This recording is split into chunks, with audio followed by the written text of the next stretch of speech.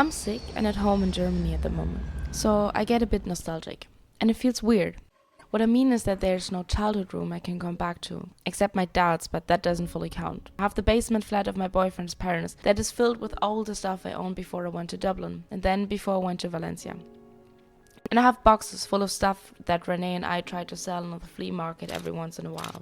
Sometimes I browse through all that stuff and try the things on that I once loved and then stopped.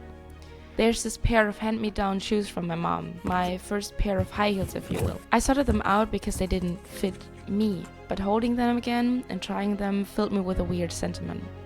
I love these shoes now and I really want to bring them back home. Well, to Valencia.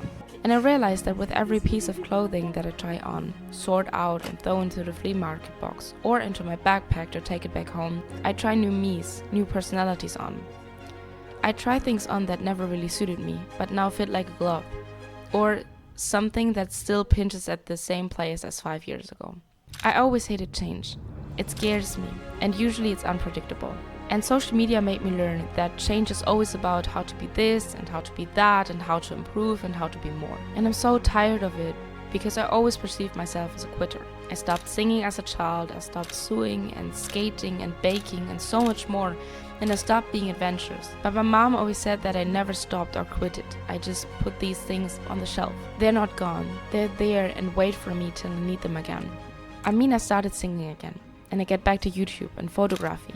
And I started dancing again the same way people move on and find new love, or the way the rain waters the plants that grow, or the way the sun rises and sets constantly. So isn't change the most natural thing in the world? Just plain and simple evolution of doing something, stopping, doing something different, and maybe starting all over again.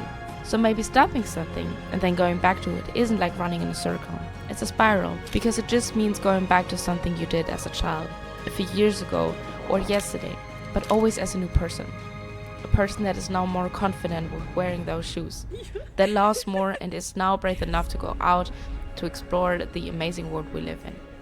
So maybe taking a step back is not failing, but part of the dance. And maybe when the shoe fits, it just simply fits.